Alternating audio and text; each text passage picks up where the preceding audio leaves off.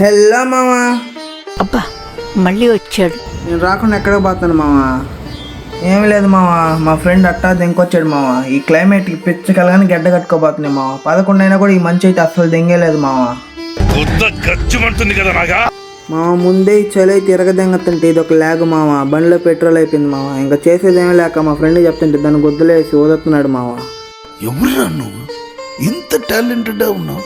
మామ ఏం పీకేది లేక పెట్రోల్ బంక్ వస్తే నేనే వేస్ట్ పుక్కోనంటే నాకంటే వేస్ట్ పుక్కోళ్ళు ఉన్నారు మామ ఇక్కడ. ఒక చిన్న డౌట్, మన పిచ్చకాయలు గడ్డ కట్టుకోబోతుంటే చింటూ పిచ్చకాయలు ఎట్టుంటాయి మామ? కామెంట్ చేద్దాం మామ.